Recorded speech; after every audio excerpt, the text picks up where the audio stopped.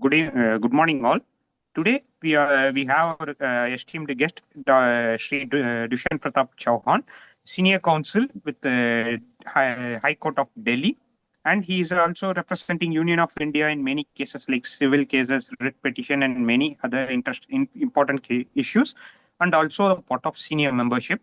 Along with that, and our topic today is how how the justice can be accessible to the common man in spite of going through the in spite of the influence in spite of the influence financials and other issues, other hurdles, how a common man can achieve the justice in a free and fair society. That is what we are going to discuss.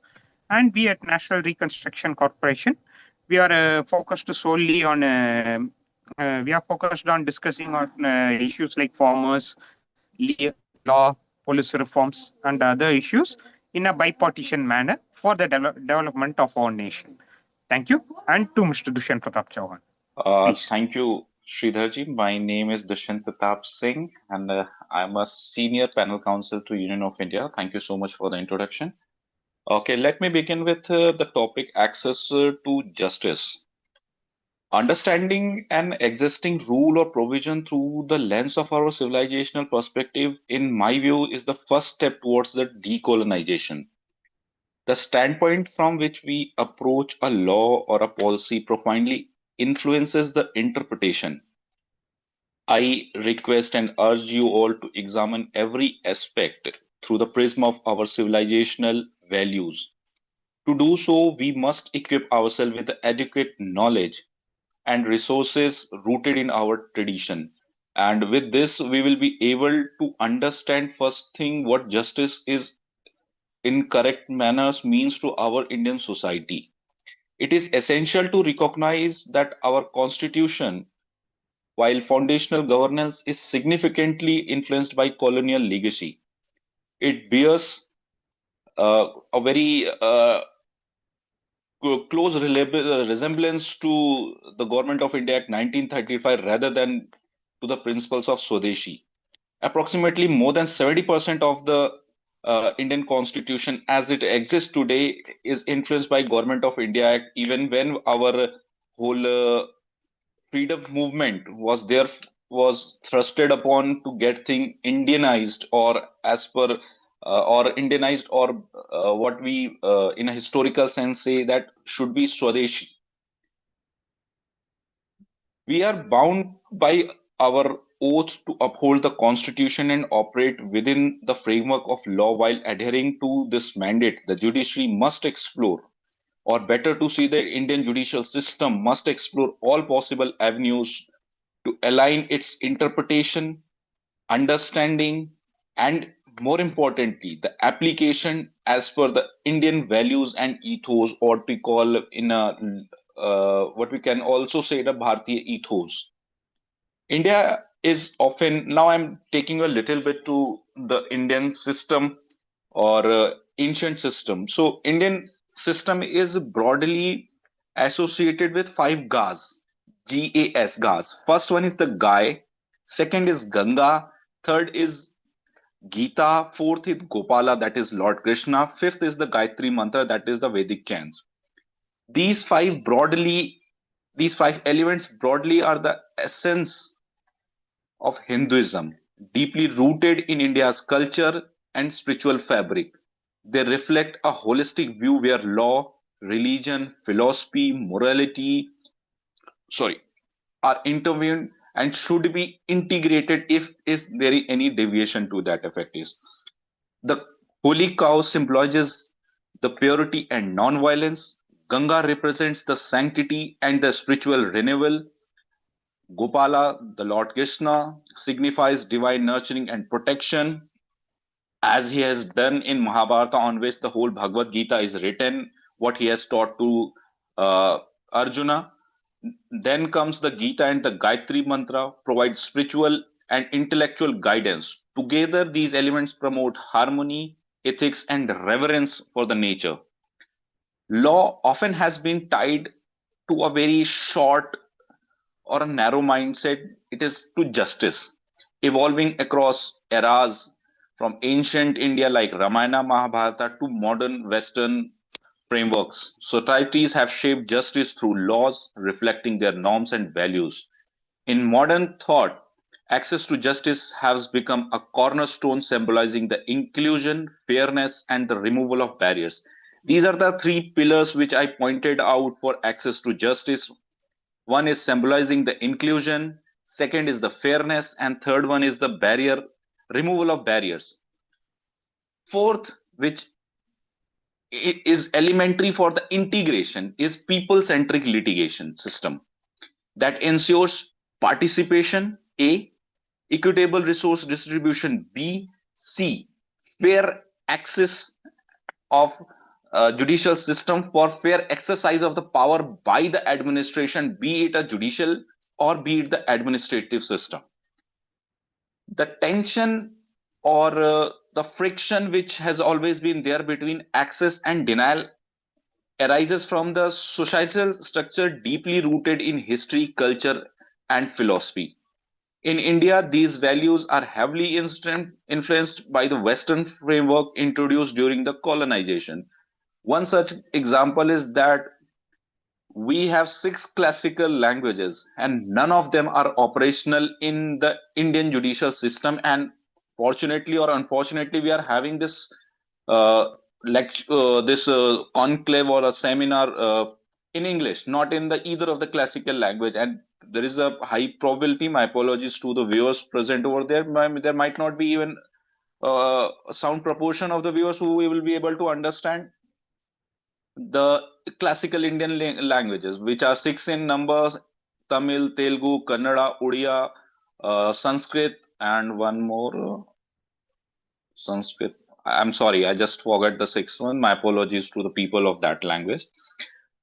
So, culture and cognitive system often internalize epistemic system power, making it less viable, visible, but deeply entrenched. So, what epistemic power is? Epistemic power is the ability to influence what people think, believe, and know. Historically, justice and law were inseparable. The Roman school of thought and the jurists unified us, the spells ius, viewing law as an expression of justice that sustains order. We will come to the Indian interpretation also. The While the Indian concept of dharma combined duties and rightness, guiding life and social conduct. So it was a bit preventive that being directive. The Roman system was more uh, directive in nature. The Indian system is more preventive in nature. For better, when you proceed on the self-realization system, modern interpretations must reconcile this law with justice to avoid making law an instrument of disorder. Justice is not merely an act of resolving disputes or enforcing laws.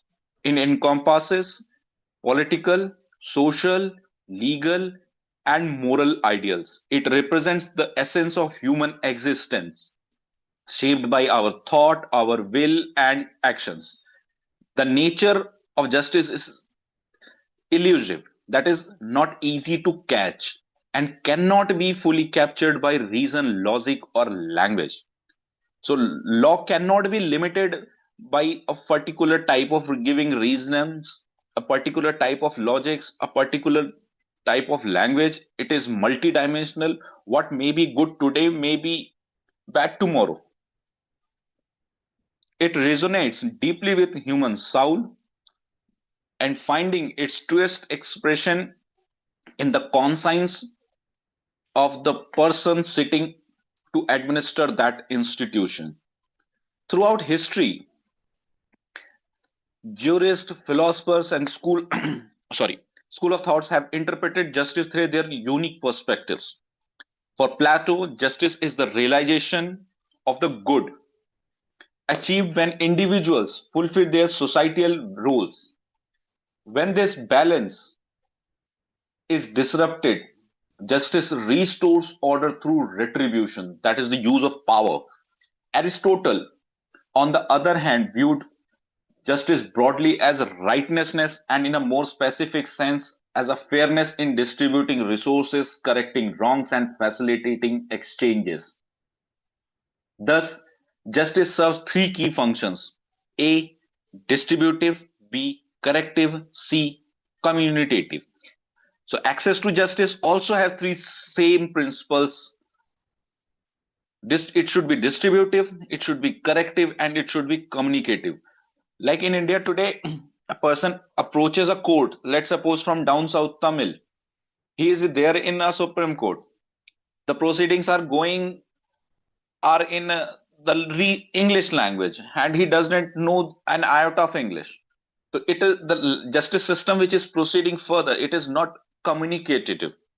So is the case of a poor people from Bihar.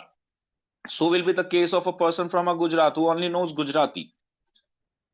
Further proceeding, let me make you understand what justice means and from where it originated. The justice originates from the Latin word jus, meaning right. It signifies harmonious integration of elements in human life and serves as a means of adjustment, meaning fairness, to bring fairness in the society. Because what I think may be right, but what other thing may also be right, and to integrate that and make the society harmonious, we need a judicial system. The blindfolded lady or the figure scales often symbolic as in impartiality, balance, and fair judgment, which lately our former Chief Justice of India, Dr. D.Y. Chanchun, brought a new statuette of the lady, and he just removed the ribbon folded on the eyes of the lady and made it a more closer to the Indian system. He removed the sword. He brought it the constitution, which bringing symbolizing transparency, awareness, and judiciary's commitment to upholding the constitutional values and equality for all. Oh, sorry. In Western societies, the custom, just give a second. In Western societies, the concept of justice has evolved with an emphasis on the resolution, particularly influenced by the Greek school of thought. In contrast, or other way, uh, Indian system is completely different. Indian culture has maintained a more harmonious relationship between the religious and political authority, focusing on integration rather than the resolution conflict. In India, law and dharma are intervening, serving as both moral guiding principle and a form of justice, and reflecting fusion of faith, political trust, and legal command, connection between spiritual and earthly life. I hope you all have a basic understanding of a Ramayana, so I'm going to quote examples from the Ramayana. If you remember, when Ravana abducted Sita, his brother Vibhishan condemned the act. Ravana tried to sway Sita by flaunting his wealth sorry and power in Lanka, even belittling the Rama for lacking what he had. Sita remained unmoved by his threats and temptation. Vibhishana, recognizing the immorality of his brother's action, tried to prevent them. But Ravana ignored his counsel. After Hanumana set fire to Lanka and seeing no positive outcome for Ravana, Vibhishana chose the path of dharma. Despite opposition from his own family, he sided with Rama, seeking righteousness over loyalty to his brother. So, what we learn from here with respect to access to justice is A, regardless of actions to those in power, one must always choose what is right. Dharma, the righteousness, should always be the guiding principle. We have to uphold dharma in either way around. The Ramayana emphasizes that those who protect and uphold dharma, even in the face of adversity, will ultimately prevail. So, uh, whatever you do positively will prevail rather than anything being done negatively. So during the whole Ramayana was patient. He fought the war with uh, Rama, but he lost because the rightness, the dharma will always prevail. See, following moral integrity is more important than blindly following higher authorities when they stray from the right path. It is important to press upon this, press here, that the subordinate judiciary, multiple times the constitutional courts has said that uh, they come with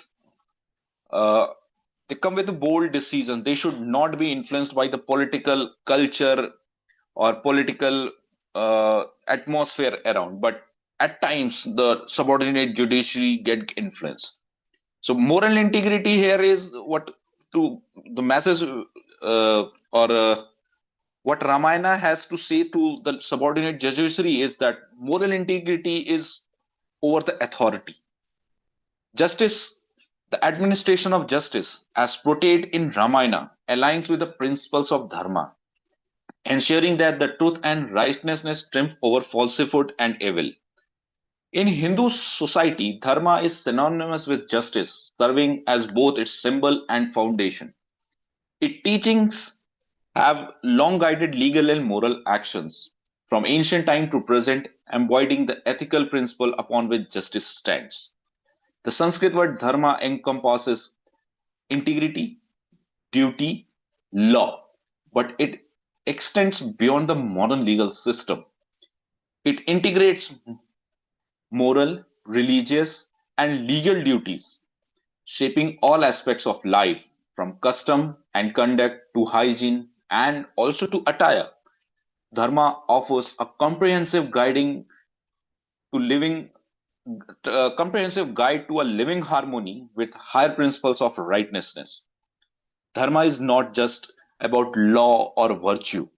It represents a commitment to righteousness,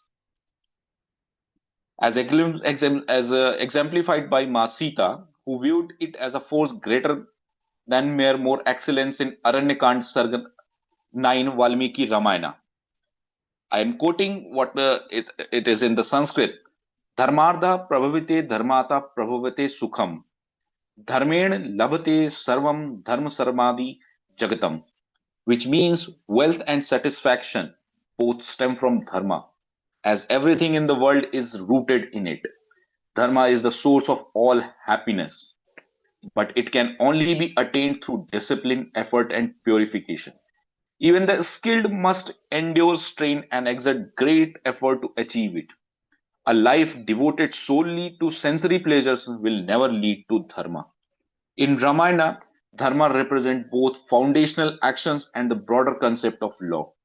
The administration of justice within the Ramayana asserts that any character who upholds dharma will ultimately prevail, highlighting the enduring triumph of rightness and moral integrity.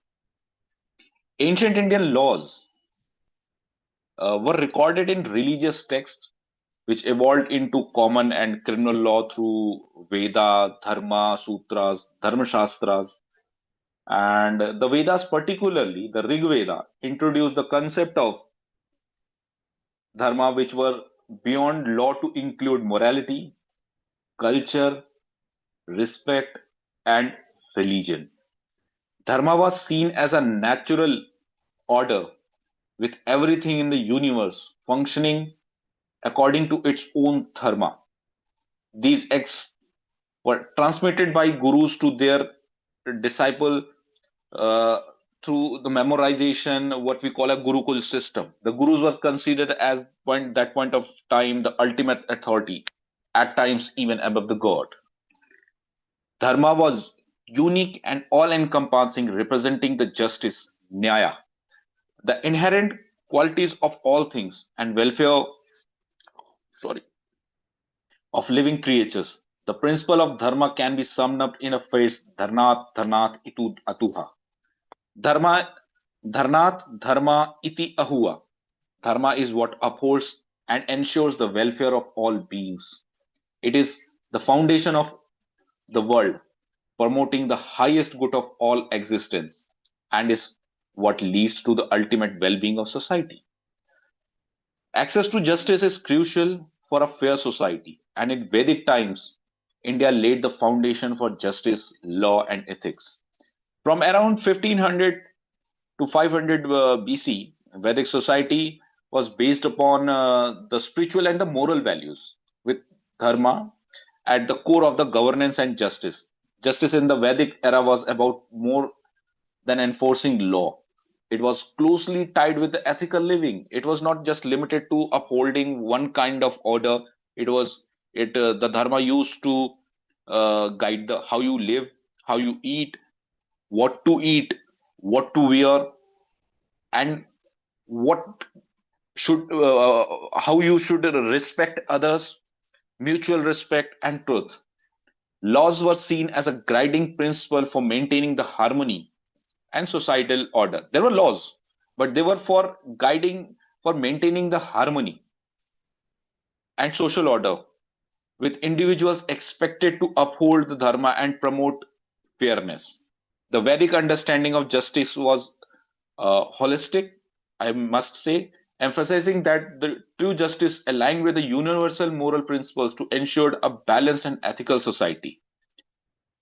Now, I will focus a bit on what was the concept of justice in Vedic philosophy. Dharma as the foundation of justice. So, what from where the word dharma originates? Dharma from the root dhar, to uphold, was the core principle in the Vedic society, representing moral and ethical duties. Justice was seen as an application of dharma to maintain the societal harmony. Rig Veda speaks of rata, the cosmic order, as the basis of justice.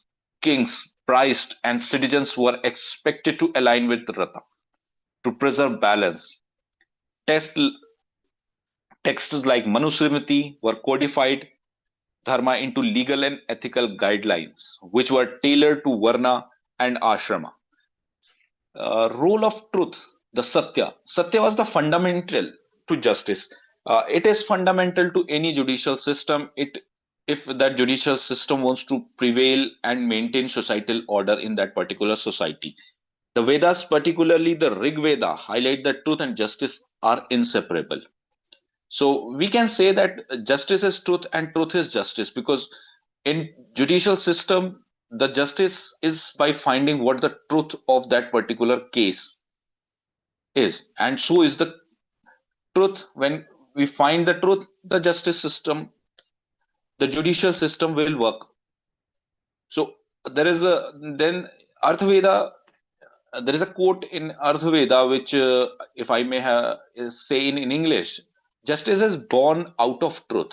Through justice, the truth shines.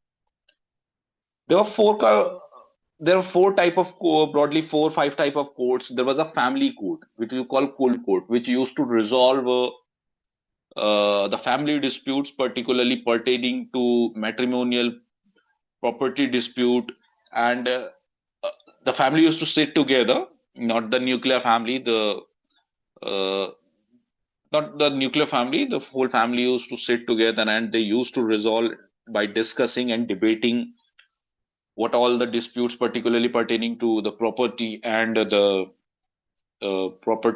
matrimonial disputes. Then there was pug courts. They were based upon the societal duties. If someone is breaching certain assigned duty, then these courts used to address those things. So there was an accessibility by either side. Then there were Sreni courts. These Sreni courts were particularly used to address the disputes of professionals, like businessmen, doctors, traders, etc. The highest court, the the Supreme Court of that time was of Nipa, the King's Courts, the highest court with jurisdiction all over the matters. But it has a mandate that the king must follow the law, and which is more powerful than any ruler.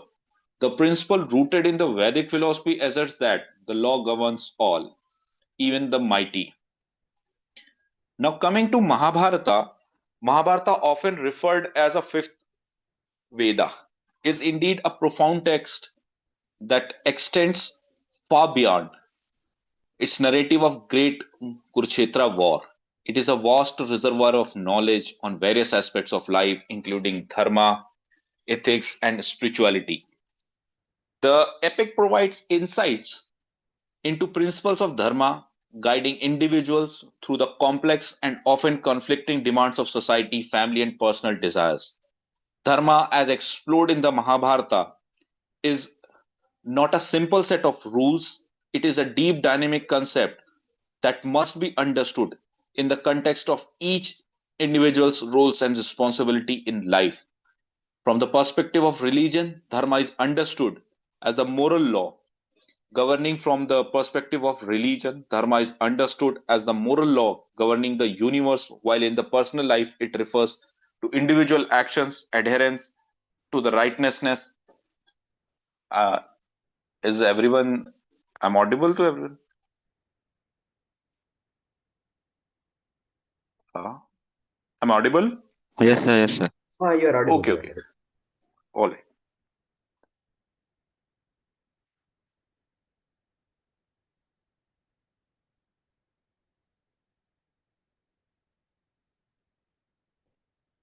Now, coming to Bhagavad Gita, a key section of Mahabharata centers a dialogue between the Lord Krishna and the warrior Prince Arjuna. In conversation, Krishna imparts the timeless spiritual wisdom, addressing the essence of dharma and guiding Arjuna to rise above the confusion and the despair. Krishna urges him to align his action with the divine will, leading to true peace and liberation. So here Krishna is requesting the Lord. The Arjuna is requesting the Krishna to use his divine will and power to settle the things. Though its intricate teachings on dharma, the Mahabharata provides a roadmap for navigating life complexities, integrating the spirituality with action and deepening one's understanding of divine connection. The Mahabharata presents many instances of justice, showcasing the moral actions of Pandavas. One such example occurs when Pandavas and their mother Kunti stays in Ekchara. Upon learning of a family's impending sacrifice to a Rakshasa, Kunti, despite not being the queen of that land, sends her son Bhima to rectify the injustice, as the local king fails to protect its citizen. One more example is the infamous dice game of Mahabharata, where Draupadi is dishonored. Although King Dhritarashtra tries to appease her by nullifying the game and returning the lost property, but Pandavas vows to correct the wrongs, with Arjuna seeking celestial weapons to prepare for the battle. When all it happened, everyone was watching. If Dhritarashtra was so concerned about uh, the judicial system, or of the honor of the Draupadi, he should have stopped the game of dice when even it all started. Says Gautama lays down in administration of justice that king has to derive his law from three sources. So from where the law should derive to serve the purpose of the society, or to give power to the judicial system to administer justice, are three sources. One is the scriptures, including like Veda, Dharma Sutras, Puranas, and the foundational texts that guide the principle of dharma. Seconds are the custom and practices of various uh, states within the country. Third are the custom and uses followed by profession. Like there are certain specialized acts. One such act is governing the profession of advocate, that is the Advocates Act. Then there is an act specific today governing the conduct of the doctors. So is the conduct of the CAs. So there are three broader source which the Lord, which says Gautama says, from where we all should derive our power to administer justice.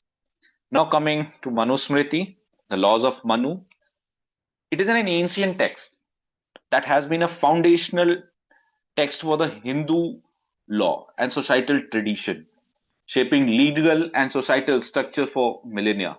It covers a wide array of topics from the duties of the rulers to the household management and has a profound influence on the development of, of the Indian legal system and the society as well. The Manusmriti represent dharma not merely as a set of laws, but as a comprehensive code of conduct vital for well-being of individuals and society. It emphasizes core principles such as truth, non-violence, self-restraint, and duty fulfillment, guiding personal, spiritual, and societal. So, what Manusmriti is trying to say here that rather than seeking justice from some authority, we should restrain ourselves. We should be non-violent. We should be truthful. We should be dutiful, so that if we will follow these principles, there will be less dispute, there will be less delusion, there will be less confusion, and we will be able to live with harmony. We need judicial system when societal harmony is disturbed. So it is emphasizing that we should better emphasize ourselves on uh, establishing better harmony within the society, rather within the society. The Manusmriti highlights the virtues like commitment, truthfulness, non attachment, and control over desires are integral to Dharma. Why a people become a thief? Because he has a desire for more money. What Manusmriti is saying that you should control on your desires. The moment people will control on desires, there will be a rich breach. There will be not a breach of for earning more, for snatching something from another person. In ancient Indian thought, dharma was seen as a duty driven approach to life, inherently linked to personal development and societal welfare, not as a sacrifice or a conflict with personal desires. This contrasts with a modern Western legal jurist. One famous Western jurist, Mr. Jurist H.L. Art, argue that duties often conflict with personal desires and require external social pressure and sacrifices. However, Dharma treats duty as intrinsic part of personal well-being and societal stability, not as an obligation forced by external pressure.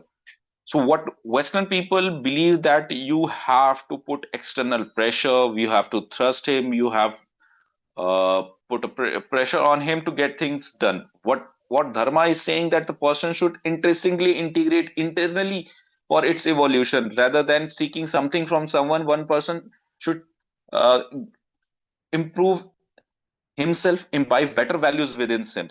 So this is also the broader difference between the Indian judicial system, what it should be better to say, than the Western judicial system.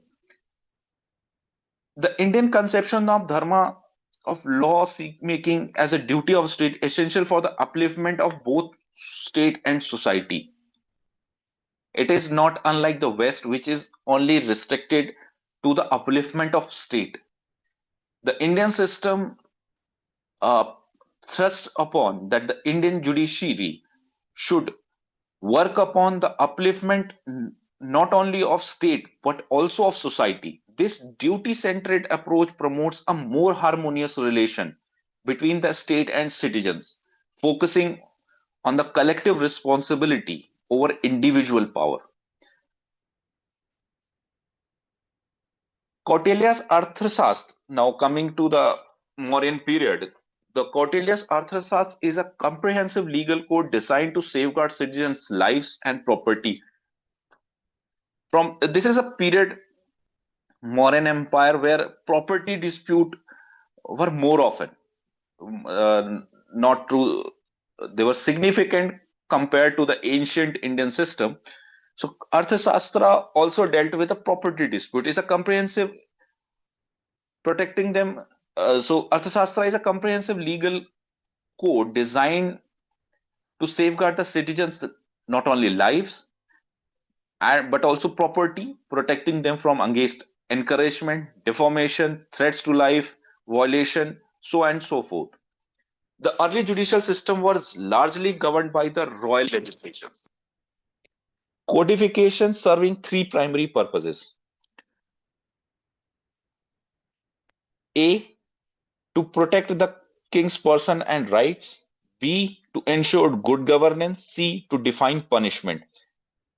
The one of the famous great thinker, Kautilya viewed law as an eternal order, grounded in justice and duty, with punishment, that is danda, as the foundation of state authority. So according to Kautilya, law has to be eternal, grounded in justice with duty, and there must be a punishment which should be a foundation for state's authority. Laws were crafted with people's need and economic conditions. Rather than state should tell us what law should be, it better should understand what are the needs of society. So what this is what Kautilya is trying to say here.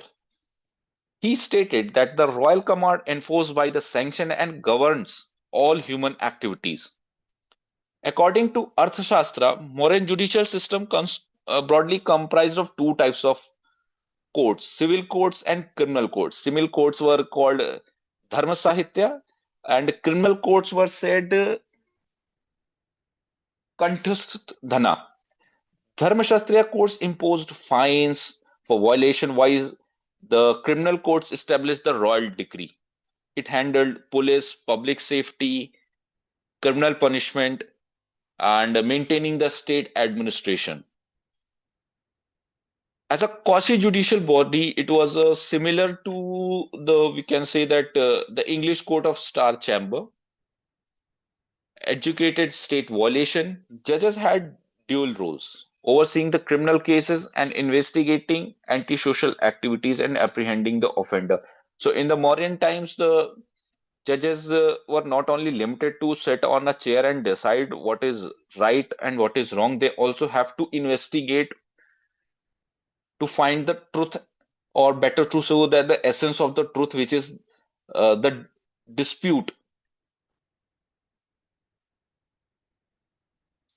Um, the Mauryan judicial system remained largely unchanged until the death of Bindusara. During the Ashoka's reign, significant reforms were introduced, including the appointment of officers like Mahatmas, Pradeshikas, Rajukas, which were wielded to address the issues of both executive and the judicial powers. Ensure proper administration of justice, high officials such as Rajukas and Pradeshas conducted regional inspections. So during the Mauryan period, if we trying to understand from the access to justice of point, the court officers, be on the judicial side or the litigant side, they used to go to the society, to look and understand what is happening, and from there they used to understand the problem, and then they try to settle the dispute by resolving with the needs of the society. Ashoka's judicial framework, as outlined in his edicts, closely followed the principles of Arthashastra. According to the Chinese traveler He Sang, who emphasized that Niti, or better to say the Dandi Niti, was too strict during the Ashoka's period. The four pillar edict of Ashoka, which explains or is a source of information for us what were the punishments during his reign for violations, be it on the criminal side or on the judicial side. In nutshell, we can say that the ancient Indian law and legal procedures from Vedic period to the Middle Ages were relatively advanced, and Kautilya's Arthashastra detailed on the legal procedures covering not only the examination of the plaintiff. So what we are saying, we discussed today, examination, cross examination, it is not nothing new to Indian system. It has roots in the Kautilya's Arthashastra as well, not only of the plaintiff but also of the defendant, also of the witness. The chief examination and cross was also done during that point of time. It also mentioned that in some cases, court fees were also charged. A provision regarding the period of adjournment. So there was a provision of adjournment also, and it has been broadly explained by sage or we can say Rishi Gautama in his text. Mm, I'm audible. You're audible. Is everything fine? Yes, yes, yes. Uh, okay, okay, good to go. Law and dispensation of justice had a similar status. Just give me a second.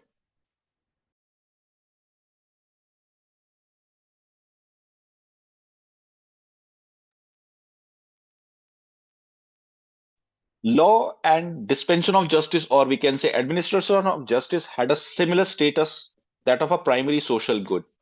So not only law but access to justice is a very primary need or a good. Ancient and medieval literature offer innumerable examples which uh, impeccably lead to the conclusion that it was not the individual's burden to seek justice from the state or the community, rather opposite of it. So what I am trying to make it point here is that in ancient time it was not the something injustice happened within an individual, he has to go to approach to the court. It was the duty of the king at that point of time for the it was the duty in those times of the king to get the justice done and the societal order be prevailed, unlike today where we have to go to the courts and seek justice, and justice takes times to get delivered in the modern times unlike it was in the ancient time. Justice in those days had identical status of being a common good as air, water, or any other natural resources. Here, a pure social public good refers to anything tangible or intangible, the production and distribution of which cannot be afforded to be left to know what are known today as the norms of market, demand, and supply through invisible hands. The modern legal system, grounded in positivism, claims the ultimate authority of creating, enforcing, and interpreting law. It seeks to universalize its legal categories, often dismissing non-legal norms as lesser. So, one of the problem with the modern legal system, it has one constitution and it tries with those constitution to govern the whole of this nation.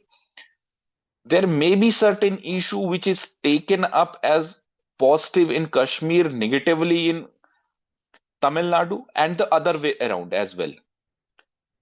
The hierarchy of the subordination and domination is considered today as an essential for maintaining societal stability. Justice dispensation, as defined by law, reflects principles upheld by legal profession and forums and rooted in power structures and domination and subordination. While this system views access to justice as a moral and cultural issue, the Western paradigm focuses on legal techniques, technologies, and procedures. The legal maxim, ubi jus ibi remedium, where there is a right, there is a remedy, underscores the substantive rights are meaningless without the effective mechanism to address the violation. True justice requires adjudicatory systems that are genuinely open and accessible to all, not merely symbolic or limited to privileged groups, ensuring remedies are available regardless of the individual capacity or will. In a liberal legal theory today, law is often viewed as a state monopoly through though historically law and state have always not always been intervened. Legal pluralism emerged as a critique of legal positivism, especially through the studies of indigenous legal systems in the global south. Today, legal pluralism is essential for understanding the interplay between law and society. This is exactly what I'm trying to draw from the ancient text, Ramayana, Mahabharata, Manusmriti, Arthashastra, then Ashoka's reign, that the legal pluralism should prevail over the legal positivism.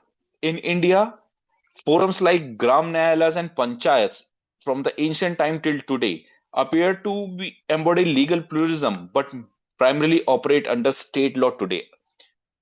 A notable exception is the commercial arbitration today, where the parties have the freedom to choose their forum and rulers, showcasing the privatization of justice.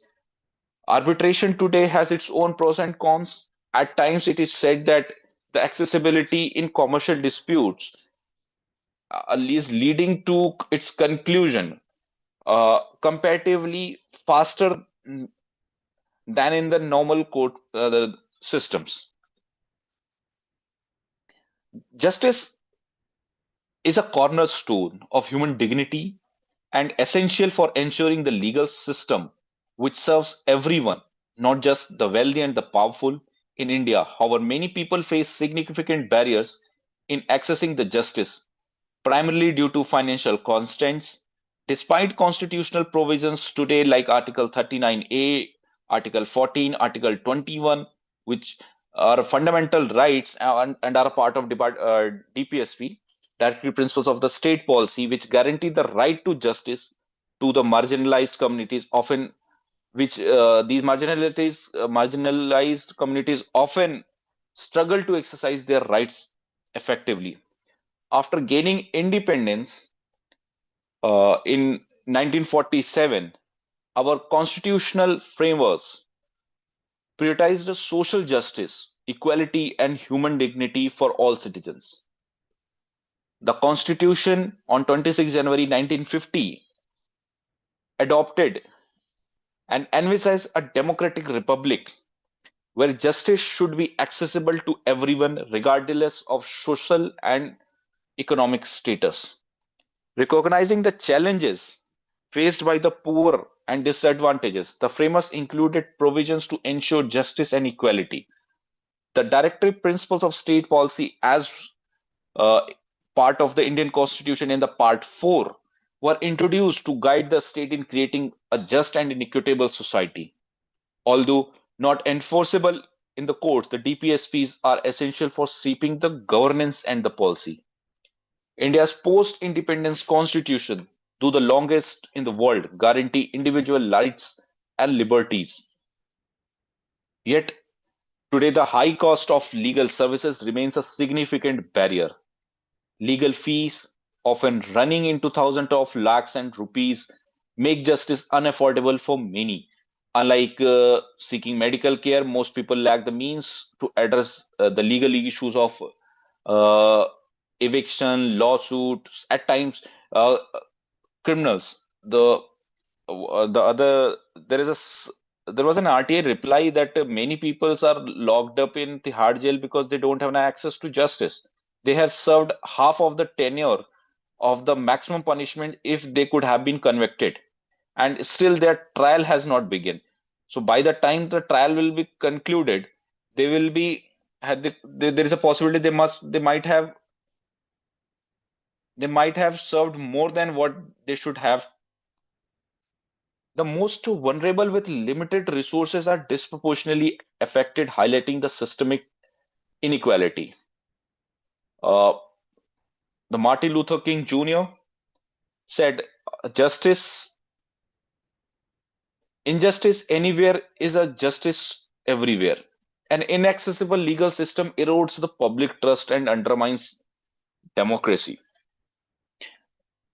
Ensuring affordable, timely, and equitable access to justice is crucial for protecting human dignity and ensuring the legal system which serves all, not just the privileged few." The Indian Constitution guarantees access to justice through Article 32 and 226, which are writs in nature. Article 32 allows individuals directly to approach the Honorable Supreme Court for the enforcement of their fundamental rights. A short, uh, if we may say that, bypassing the subordinate courts. In contrast, Article 20 to 26 grants the High Courts of India of various states broader jurisdiction, enabling individuals to seek judicial redress for a wide range of grievances beyond the just fundamental rights and violations. The Article 39A, which is a directive principles of state policy, was added by the Indian Constitution by way of 40th constitutional amendment in 1976, which is a key provision aimed at promoting the social justice, ensuring equal access of justice to all, especially for the disadvantaged and marginalized groups. It mandates the state to provide free legal aid to those who cannot afford it, a crucial step forward realizing the fundamental rights guaranteed by the Constitution, including the right to equality before the law. The role of legal aid in India has evolved significantly in the late 20th century.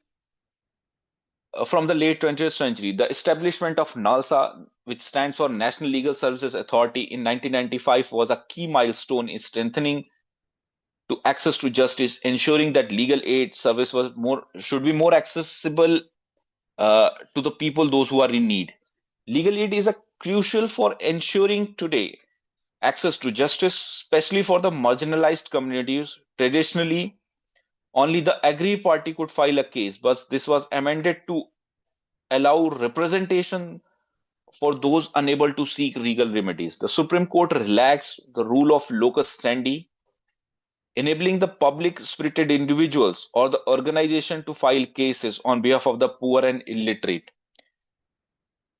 The pioneer this relaxation of a locus standi was done by the famous Indian and a very broad visionary Justice Honorable Mr. Justice Krishna Iyer in the famous case of Mumbai Kamgar Sabha versus Abdullah Bhai. This led to a shift in the rise of social action litigation, which we today call a public interest litigation. And since then, it has become a tool for addressing the grievance of the vulnerable groups.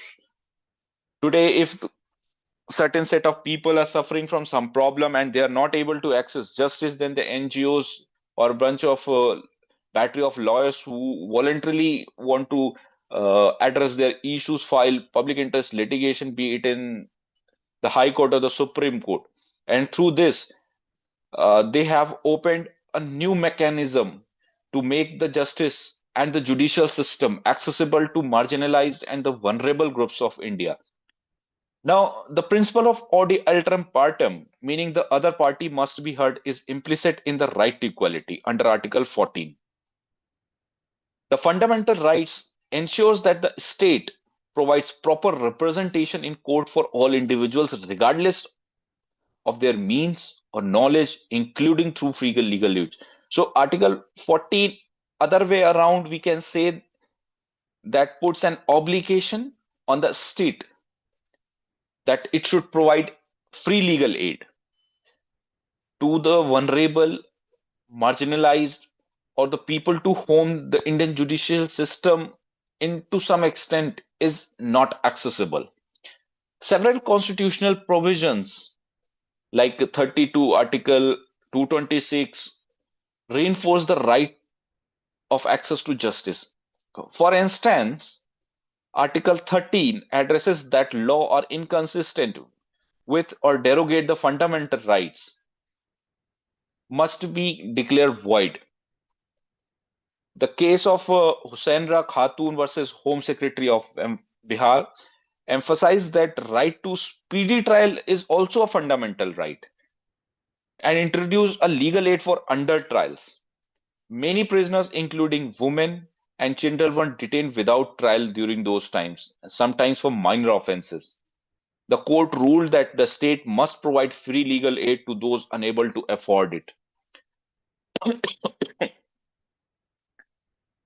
In the famous Menka Gandhi case, the court expanded the provisions and limits of Article 21, emphasizing that procedures depriving an individual of life and liberty must be just, fair, and reasonable.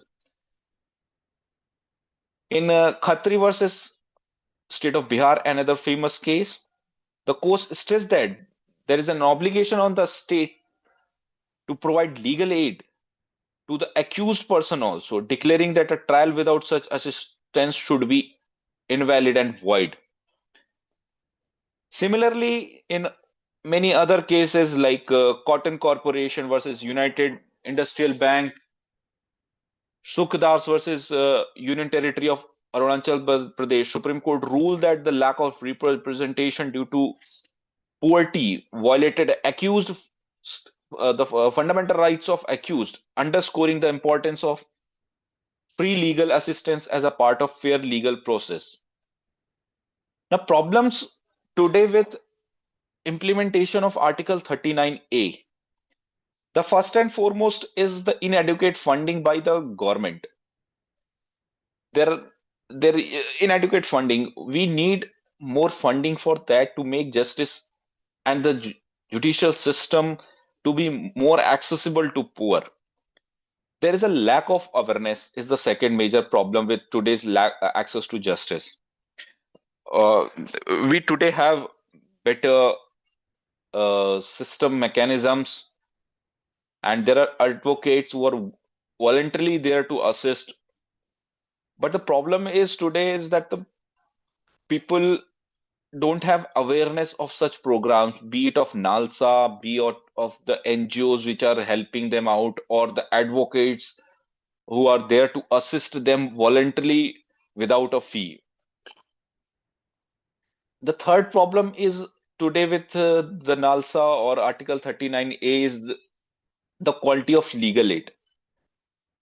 It should be, it is inconsistent and inadequate because of the training programs being given to the people working in legal aid, and uh, there is not an appropriate motivation amongst there a sound proportion of advocates to take to integrate themselves with the legal aid system of India, which provides the free legal aid uh, to the downtrodden, marginalized women, children for access to justice.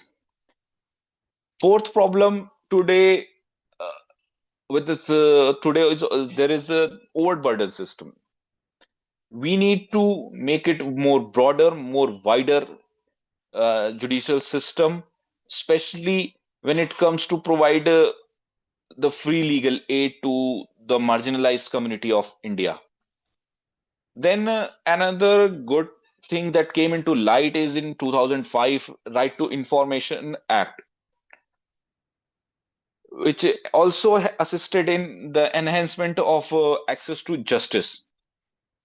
While the Constitution today, as it stands, provides a strong foundation for access to justice, but the barriers of accessing to legal help, primarily financial, remain a significant issue.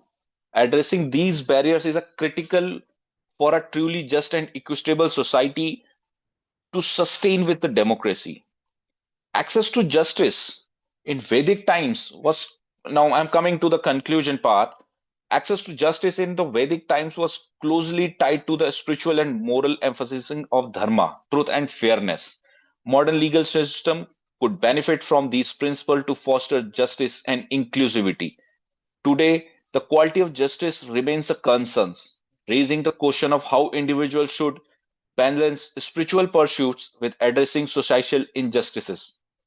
From a Vedic society perspective, justice is not only legal but also should be moral and spiritual, while responding to injustice seen as a key duty for fostering. For fostering, uh, I'm audible? Hello, hello. You are audible.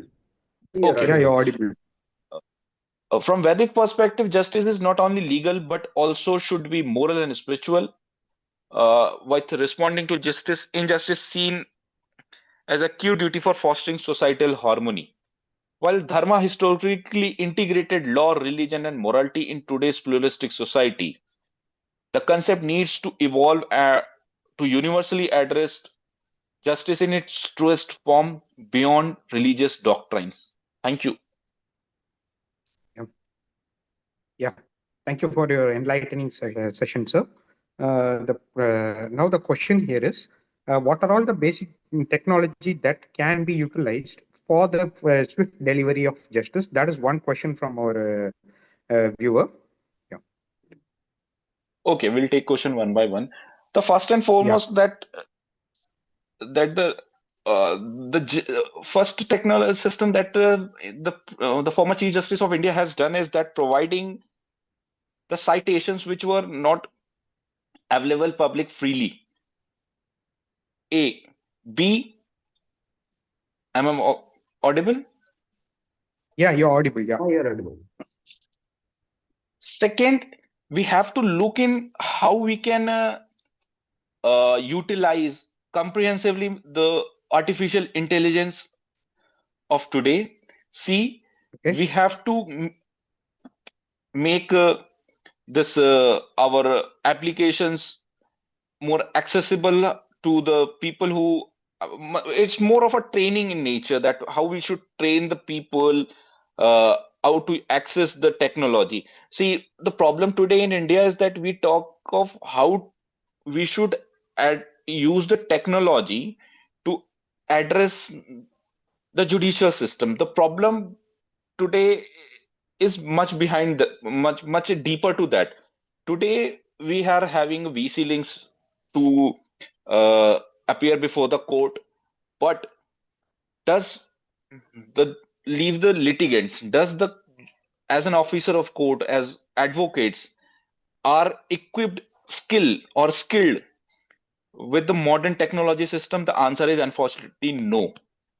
We in Delhi, Oh, because of exposure in Mumbai, in Bangalore, may have evolved ourselves to get ourselves technologically advanced. But the problem today is how to make litigants and as well as the people appearing for litigants, that is the advocates, to technologically skilled. So we first have to address that thing rather than addressing how we can utilize the technology for the access of justice. yeah. And what is the differences that a urbanate and a rural person can have difference in their access to justice? A person living in urban area and a person living in rural areas. The difference. There is a one word answer to that: exposure. I The understand. the Yeah. urban people is more see it resonates with your previous question. The urban people is Yeah. technologically advanced. He knows his case number, he knows his diary number, he knows in Yeah. which court his case will be there. When a person, suppose I'll take one example, a person, a company files a check bounce case of 138 in Delhi today Okay. against two-person. One person is from, I'll take the example of one particular state, Bihar, and two districts. Okay. One is a business and one is a businessman in Patna. The other is a farmer uh, somewhere, let's say, in Patna Sivan. district itself. Okay, Sivan, Okay. for you. And so Yeah. the amount of information that Patna businessmen will be more than what farmers will have. The Got businessman it. will call his the business will call his business partner in Delhi. So I'm having this case. Uh, get me an or arrange an advocate for me. What will be done? He will come to Delhi. He knows particular court building. He knows particular courtroom number, and he will directly appear that. Okay. The farmer in Sivan, he will have 7 days of sleepless nights first. Then he will Yes. come to Delhi. Then he will find out which court district its case is. Now the today's summons have mentioned their districts. He will reach to that particular district court. From there, he will start searching to whom should I engage to appear in that case. So his barrier to just judicial system is more than the person who's technologically advanced or sitting in modern city or metro city or tier 2 cities. Okay. Yeah.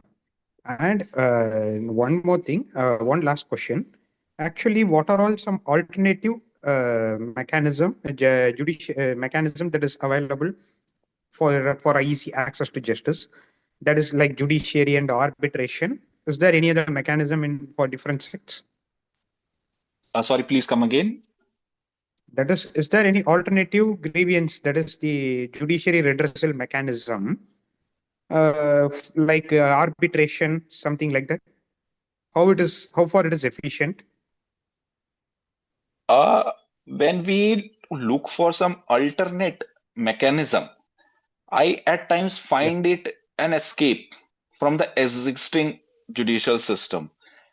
Uh, so I'll give one example to that. When this whole movement was for Lokpal was going on, it was Yeah. there to address the corruption. Okay, fine. You will Yes. bring a Lokpal, you will address the corruption system. What if the Lokpal himself becomes corrupt? Then you will bring another system. Then there will be a pilation of systems. So Yeah. rather than having an alternate system, we should better focus on strengthening the existing system. First way to strengthen the existing system is to fill the vacancies.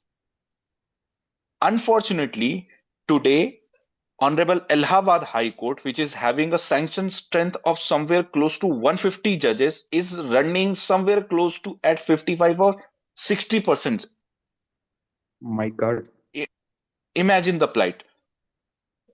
So if we get at least 80-90% judges sitting and deciding the cases, there will is a possibility. Second, address the corruption within the judicial administration. Third, be it the advocate, be it the litigant, everyone is in problem with the registry.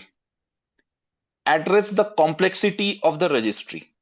One small Of course. example of the registry today is what I'll say give you. There is no uniform format for wakalatnama throughout length and breadth of India. I am sitting in Yes. Delhi. There is a different format for Supreme Court.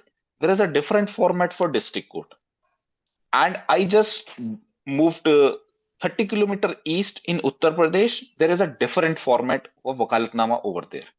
So there are certain forms or that should be made at least universal. Maybe should be translated into regional language, like in Uttar Pradesh it should be in Hindi if the litigant wants it to be. In Assam it should be in Assamese language, in Assamese. Bengal. So rather than getting an alternate system, we should fourth this what we have alternatively everything have a lok adalat. It should happen more Mm. often. Yeah. It should happen more often. So Okay. bringing a new system, I don't think will work, because we will be having a pilation. Today we having a pilation of cases. Tomorrow we will be having a pilation of systems. Yeah, exactly. Yeah. Yeah. Ayush, any question? No, no, no. Any further questions? No, no, no. All the questions are over. We are running out of time, so we can conclude the session.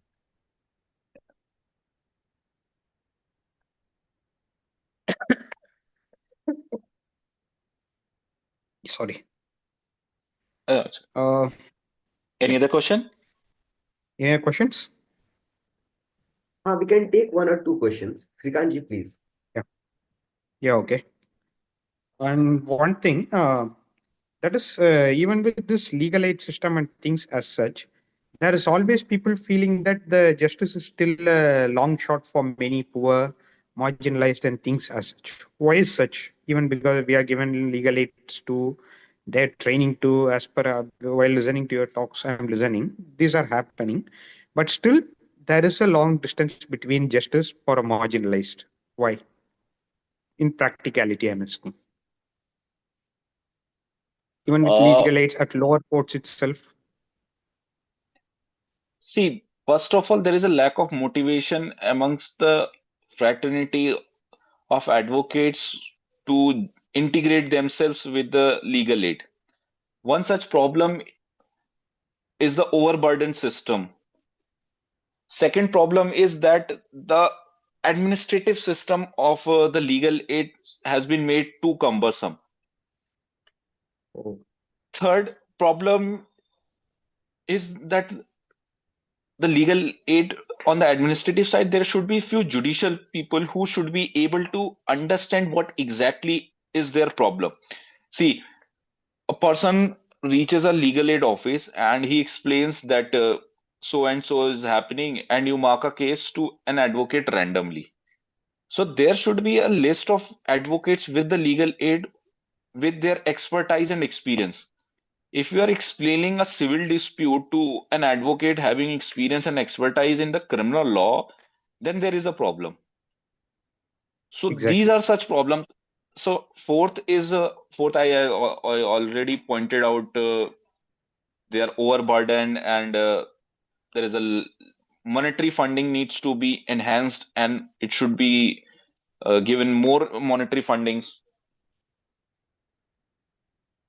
Yeah, I understand.